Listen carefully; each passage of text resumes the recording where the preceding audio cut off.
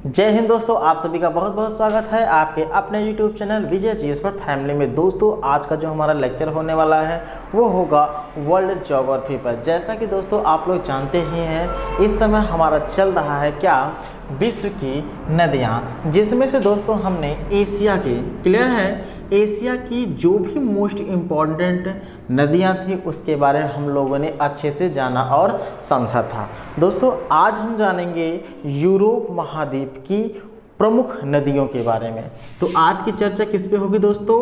Europe महाद्वीप, clear है। तो यूरोप महाद्वीप की जितनी भी मोस्ट इम्पॉर्टेंट नदियां हैं उनके बारे में हम लोग एक एक करके समझेंगे। तो चलिए दोस्तों शुरू करते हैं आज का अपना प्यारा लेक्चर, जो कि विश्व की नदियों पर होगा। दोस्तों यूरोप महाद्वीप की पहली हम मोस्ट इम्पॉर्टेंट नदी की बात करेंगे, वो है वोल्गा नदी। कौन सी नदी है दोस्तों? वोल्गा नदी। सबसे पहले हम जानेंगे कि आखिरकार इस वोल्गा नदी का उद्गम कहाँ से होता है। दोस्तों वोल्गा नदी का जो उद्गम है वो वल्दाई पहाड़ से होता है। कहाँ से होता है?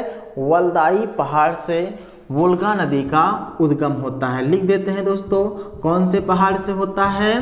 वल्दाई पहाड़ से होता है। दोस्तों वोल्गा नदी जो है यूरोप की सबसे लंबी नदी है।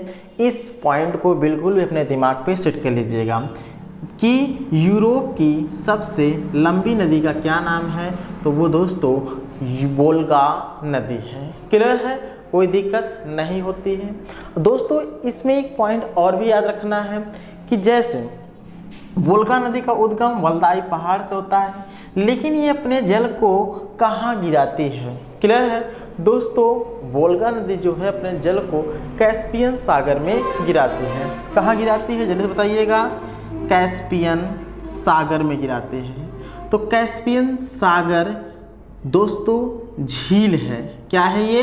झील है, यानी एक विशाल रूप है, इसी कारण से सागर की संज्ञा दी गई है। दोस्तों कैस्पियन सागर झील जो है खारे पानी की, क्या है? खारे पानी की झील है। और साथ ही में दोस्तों ये विश्व की सबसे बड़ी खारे पानी की झील भी है। क्लियर है, कैस्पियन सागर। एक प्रश्न आपको कमेंट बॉक्स में बताना है कि कैस्पियन सागर से कुल कितने देशों की सीमा लगी हुई है, यानी कुल कितने देश ऐसे हैं जो कैस्पियन सागर से अपनी सीमा को साझा करते हैं। इस प्रश्न का आंसर आपको कमेंट बॉक्स में देना है। क्लियर है दोस्तों, आशा है पॉइंट समझ में आ गया है। चलिए दोस्तों नेक्स्ट नदी हम यूरोप की जानते हैं, वो है डेन्यूब नदी। इस पॉइंट को आप कॉपी में नोट कर लीजिए और नेक्स्ट हेडिंग क्या डालेंगे बताइए? डेन्यूब नदी। तो चलिए दोस्तों नेक्स्ट क्या हेडिंग डालना है? डेन्यूब नदी। तो हेडिंग डाल दिए हैं। तो चलिए अब हम डेन्यूब नदी के बारे में कुछ मोस्ट इम्पॉर्टेंट पॉइंट के बारे में हम लोग समझते हैं। दोस्तों डेन्यूब नदी की पहली खासियत ये याद रखना है कि यह यूरोप की दूसरी सबसे बड़ी नदी है। तो यूरोप की क्या है? दूसरी सबसे बड़ी नदी कौन सी है? वो है दोस्तों डेन्यूब नदी। और पहली बोले तो वोल्गा को दे दीजिएगा और दूसरी बोले तो डेन्यूब दे दीजिए। क्लियर है दोस्तों, ये नदी कहाँ से निकलती है? तो जर्मनी का ब्लैक फॉरेस्ट पर्वत नाम सुने ही होंगे, वहीं से इस नदी का उद्गम होता है। यानी यह नदी कहाँ से निकलती है दोस्तों? जर्मनी के ब्लैक फॉरेस्ट पर्वत से इस नदी का उद्गम होता है, यानी यह नदी वहाँ से निकलती है। क्लियर है। और दोस्तों ये बहती हुई काले सागर में अपने जल को गिरा देती है। तो किस सागर में गिराती है दोस्तों?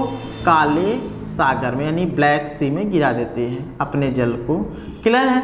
तो ये पॉइंट याद रखे रहेगा। प्रश्न सबसे ज़्यादा यही पूछता है कि यूरोप की दूसरी सबसे लंबी या बड़ी नदी का नाम बताइए, तो आपको डेन्यूब नदी को देना है। क्लियर है। डेन्यूब नदी का उद्गम हमने जैसा कि बताया कि जर्मनी के ब्लैक फॉरेस्ट पर्वत से होता है और काले सागर में अपने जल को गिरा देती है। समझ में आया? कोई दिक्कत नहीं होना चाहिए। नेक्स्ट हेडिंग आप डालेंगे दोस्तों नीपर नदी। क्या डालेंगे? नीपर नदी, यानी तीसरी यूरोप की मोस्ट इंपॉर्टेंट नदी का नाम क्या है दोस्तों, वो है नीपर नदी। अब दोस्तों आइए हम थोड़ा बहुत नीपर नदी के बारे में जानते हैं, समझते हैं। दोस्तों नीपर नदी की बात करते हैं, ये रूस की प्रमुख नदी मानी गई है। क्लियर है? तो रूस की प्रमुख नदी मानी गई है नीपर नदी को। रूस की प्रमुख नदी कौन सी है? नीपर नदी है। क्लियर है दोस्तों? अगर मैं नीपर नदी की बात करूं, ये आप मतलब एक प्रकार से बहते हुए अपने जल को काले सागर में गिरा देते हैं। तो दो नदियों के नाम याद रखिए रहिएगा जो अपने जल को काले सागर में गिराती हैं। एक तो डेन्यूब, हमने जैसा कि इसके पहले बताया, और दूसरा आपके सामने है नीपर। डेन्यूब नदी दोस्तों यूरोप में की प्रमुख नदी है दूसरी, और नीपर नदी की दोस्त बात करते हैं, ये रूस की प्रमुख नदी है। खासियत यही है कि दोनों नदियां अपने जल को काले सागर में गिराती हैं, इसलिए मैंने रूस वाले को भी इसमें ऐड कर दिया। क्लियर है? अब नेक्स्ट हेडिंग क्या डालेंगे? राइन नदी। कौन सी डालेंगे दोस्तों? राइन नदी। अब यूरोप की नेक्स्ट नदी का नाम क्या होगा? राइन नदी। डाल दिए हेडिंग? तो डाल दिए हैं, तो मैं भी लिख देता हूं, तब उसके बाद हम लोग साथ साथ में समझते हैं। राइन नदी की बात करते हैं दोस्तों, इसकी सबसे बड़ी खासियत क्या है कि ये नदी जो है यूरोप की सबसे व्यस्ततम आंतरिक जल परिवहन मार्ग है। पहली खासियत क्या है दोस्तों? यूरोप की, मैं लिख देता हूं, यूरोप की सबसे व्यस्ततम आंतरिक जल परिवहन क्या है दोस्तों? मार्ग है। ये नदी की खासियत है। मतलब एक प्रकार से यूरोप की सबसे व्यस्ततम, बहुत ही व्यस्त और आंतरिक जल यानी अंदर, काफी अंदर से ये जल परिवहन यानी जल परिवहन मार्ग है। क्लियर है? इस नदी पर यूरोप का सबसे व्यस्ततम बंदरगाह है। उस बंदरगाह का नाम याद रखना है, क्या है? रॉटरडम बंदरगाह। तो यानी राइन नदी पर दोस्तों एक बंदरगाह है, वो है रॉटरडम बंदरगाह।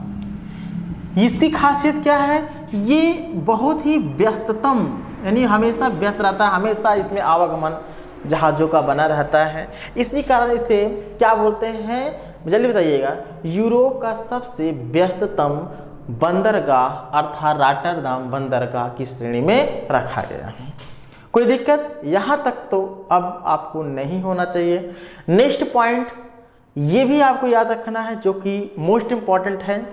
वो पॉइंट ये है दोस्तों, इस नदी को यूरोपीय व्यापार की जीवन रेखा कहा जाता है। ये वो पॉइंट बिल्कुल भी सेट कर लीजिए दोस्तों कि यूरोपीय व्यापार की जीवन रेखा, व्यापार की जीवन रेखा किस नदी को कहा जाता है? तो दोस्तों राइन नदी को ही कहा जाता है। क्यों? क्योंकि ये यूरोप के व्यापार में बहुत ही लाभदायक है। क्लियर है? और ये नदी दोस्तों आल्प्स पर्वत यानी रिफ्ट घाटी, जिसे हम बोलते हैं रिफ्ट वैली या भ्रंश घाटी बोलते हैं। भ्रंश घाटी मतलब जानते हैं दोस्तों, जैसे ये चट्टान है, क्लियर है? अब इसके बीच वाली ज़मीन जो है या मान लीजिए धंस गई है, अब इसमें से दोस्तों नदियाँ बह रही हैं, तो इसी बोलते हैं रिफ्ट घाटी। यानी सामने सामने पहाड़ हो, बीच में कोई खाई हो, वहीं से नदियाँ बह रही हो, तो इसे भ्रंश घाटी या रिफ्ट वैली की संज्ञा दी जाती है। तो इसी कारण दोस्तों ये नदी जो होता है यानी जो राइन नदी है, ये आल्प्स पर्वत पर यानी रिफ्ट वैली से निकलती है और क्या होता है दोस्तों, बहती हुई कहाँ? उत्तरी सागर में अपने जल को गिरा देती है। क्लियर है? तो कहाँ से निकलती है यह नदी? जल्दी बताइए। रिफ्ट घाटी या रिफ्ट या भ्रंश घाटी बोल सकते हैं। कहाँ से निकलती है? आल्प्स पर्वत। क्लियर है? कहाँ से निकलती है मित्रों? जल्दी से बताइएगा। हाँ, आल्प्स पर्वत पर रिफ्ट वैली या भ्रंश घाटी से निकलती है और बहते हुए अपने जल को कहाँ गिराती है? जल्दी से बताइएगा। उत्तरी सागर में। कौन सी सागर में गिराती है? उत्तरी सागर में। पॉइंट इतना तो छप गया होगा, अगर ना छपा हो एक बार रिवीजन कर लेते हैं। राइन नदी की सबसे बड़ी खासियत क्या है? यह यूरोप की सबसे व्यस्ततम आंतरिक जल परिवहन मार्ग है। इस नदी पर दोस्तों यानी राइन नदी पर यूरोप का सबसे व्यस्ततम बंदरगाह है जिसका नाम है दोस्तों रॉटरडम बंदरगाह। क्लियर है। इसी वजह से दोस्तों राइन नदी को क्या बोलते हैं, यूरोप की, या इसे बोलते हैं यूरोपीय व्यापार की जीवन रेखा के नाम से बुलाते हैं। क्लियर है, कोई दिक्कत अब नहीं होना चाहिए। इसमें एक पॉइंट और भी याद करना है, राइन नदी का जो उद्गम है दोस्तों आल्प्स पर्वत से होता है, या आल्प्स पर्वत से राइन नदी निकलती है और ये अपने जल को लेकर कहाँ गिराती है दोस्तों, उत्तरी सागर में अपने जल को गिरा देती है। कोई दिक्कत नहीं होना चाहिए दोस्तों। राइन नदी को दोस्तों कोयना नदी के नाम से भी जाना जाता है, इस पॉइंट को याद रखना है, कोयना नदी। तो प्रश्न कभी कभी पूछ लेता है कि कोयना नदी किस नदी को कहते हैं, तो कोयना नदी दोस्तों राइन नदी को ही बोलते हैं। अगर राइन नदी के पास, अगर राइन नदी के स्थान पे कोयना नदी लिख दिया जाए तो कंफ्यूज मत होइएगा, समझ जाइएगा बात किसकी की जा रही है, राइन नदी की ही बात की जा रही है। ओके, मिटाते हैं, मिटा दें, बिल्कुल मिटा दीजिए। क्यों? क्योंकि पॉइंट समझ में आ गया है। चलिए बच्चों, इसको मैं मिटाता हूं और नेक्स्ट हेडिंग कौन सी डालेंगे, पो नदी। कौन सी नदी डालेंगे, पो नदी। हाँ, तो चलिए यूरोप की नेक्स्ट नदी मोस्ट इंपॉर्टेंट वो है पो नदी। आप बोलेंगे पो नदी कौन सी नदी है भाई, इसकी अपनी एक खासियत है। इसलिए खासियत है जैसे हम लोग, चलिए एक प्रश्न बताइएगा, दक्षिण भारत की गंगा किस नदी को कहते हैं? इस प्रश्न का आंसर आपको कमेंट बॉक्स में देना है। जैसे हम लोग कहते हैं दक्षिण भारत की गंगा, अब नाम तो नहीं बताएंगे लेकिन आप लोग बताना है दक्षिण भारत की गंगा किस नदी को कहते हैं। इस प्रश्न का आंसर आपको कमेंट बॉक्स में देना है। इसी तरीके से दोस्तों पो नदी को इटली की गंगा के नाम से पुकारते हैं। किसकी? इटली, इटली की गंगा। क्लियर है। तो कई सारी परीक्षाओं में पूछा है कि वह कौन सी ऐसी नदी है जिसे इटली की गंगा के नाम से जाना जाता है, तो दोस्तों वो है पो नदी। कौन सी नदी है? पो। ये नदी इटली में प्रवाहित होने वाली प्रमुख नदी है। इसी कारण दोस्तों इसे इटली की गंगा के नाम से पुकारा गया है, क्योंकि इसका जो स्वरूप है वो गंगा की तरह है, अपने पवित्र, जैसे हम लोग पूजते हैं गंगा को, सेम इटली में भी इसे पूजा जाता है, इसलिए। आइए दोस्तों नेक्स्ट हेडिंग डॉन नदी डालते हैं। तो चलिए इसको मिटाते हैं और नेक्स्ट नदी डॉन नदी के बारे में समझते हैं। कौन सी नदी? डॉन नदी। अब डॉन नदी की खासियत क्या है मित्रों, आइए हम लोग समझते हैं। डॉन नदी की सबसे बड़ी खासियत ये याद रखना है कि ये रूस की प्रमुख नदी है। क्लियर है। कहाँ की प्रमुख नदी है? रूस की। रूस की क्या है मित्रों? प्रमुख नदी है। तो रूस की प्रमुख नदी का क्या नाम है? डॉन नदी। क्या है? डॉन नदी। दोस्तों जो पश्चिमी रूस से निकलती है यानी डॉन नदी, और बहती हुई एजोव सागर में अपने जल को गिरा देती है। तो निकलती कहाँ से है? पश्चिमी रूस से निकलती है और अपने जल को कहाँ गिराती है? एजोव सागर में गिरा देते हैं। ये जानते रहिए क्योंकि प्रश्न कभी कभी पूछ लेता है, इसलिए हमने बता दें कि रूस की प्रमुख नदी का क्या नाम है, वो है डॉन नदी। डॉन नदी के बारे में पूछता है। डॉन नदी अपने जल को कहाँ गिराती है? वो एजोव सागर में गिरा देती है। नेक्स्ट हेडिंग टाइबर नदी डालेंगे, तो इसको मिटाते हैं और टाइबर नदी के बारे में हम लोग समझते हैं। कौन सी नदी है जल्दी बताइएगा? टाइबर नदी। अब टाइबर नदी क्या है, इसकी खासियत, इसकी विशेषताएं आओ हम लोग मिलकर जानते हैं। टाइबर नदी की सबसे बड़ी खासियत ये ध्यान रहे दोस्तों, ये इटली में बहने वाली प्रमुख नदी है। क्लियर है। और जो इटली की राजधानी है जिसका नाम है रोम शहर, इसी नदी के किनारे बसा है, यही खासियत है। तो खासियत याद हो गया है टाइबर नदी। तो इटली में बहने वाली क्या है, प्रमुख नदी है। तो क्या है, इटली की प्रमुख नदी है, कौन सी बताइए, टाइबर नदी। इसकी अगली खासियत यह है दोस्तों, इस नदी के किनारे बसा हुआ इटली की राजधानी जो कि रोम शहर बसा है। तो इटली की राजधानी का क्या नाम है, जल्दी बताइए, इटली की राजधानी क्या है बताओ भाई, अभी हमने बताया रोम। तो रोम शहर किस नदी के किनारे बसा है, वो है टाइबर। दोस्तों अगर ट्रिक याद करने का अच्छा लगे तो आप लोग लाइक कर दीजिएगा। ट्रिक ये है, प्रश्न कई बार पूछा है कि टाइबर नदी के किनारे बसा हुआ प्रसिद्ध शहर कौन सा है, तो वो है रोम शहर। याद करने का सबसे अच्छा तरीका, टाइबर में टाइगर टाइगर कुछ ऐसा वर्ड रिलेट हो रहा है, टाइगर। और टाइगर को जब हम लोग देखते हैं तो हमारे रोम रोम खड़े हो जाते हैं। तो रोम रोम से रोम शहर, हाँ ऐसे याद करिए मित्रों, आपको आसानी से याद हो जाएगा और किसी प्रकार की दिक्कत ना झेलना पड़ेगा। नेक्स्ट हेडिंग, नेक्स्ट नदी टेम्स नदी डालेंगे, जो कि ये भी मोस्ट इम्पॉर्टेंट है, टाइबर नदी की ही भांति। क्लियर है, टेम्स नदी। अब इसकी विशेषता, इसकी खासियत हम लोग जानते हैं। इसकी सबसे बड़ी खासियत ये है दोस्तों, टेम्स नदी की, लंदन नाम सुने हैं, हाँ। तो इंग्लैंड की राजधानी है लंदन।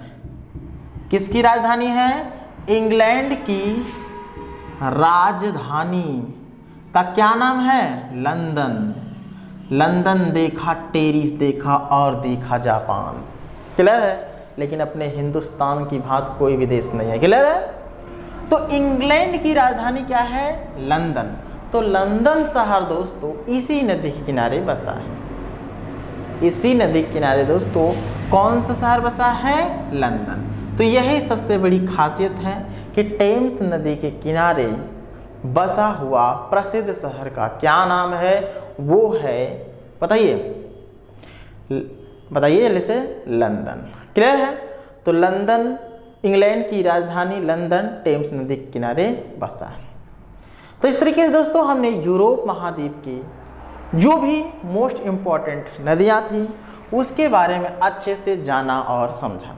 तो चलिए दोस्तों, अब मैं आपको कुछ प्रश्न होमवर्क के तौर पे देता हूँ और उस प्रश्न का आंसर कमेंट बॉक्स में आपको हंसते हंसते देना, मुस्कुराते हुए देना है। क्लियर है।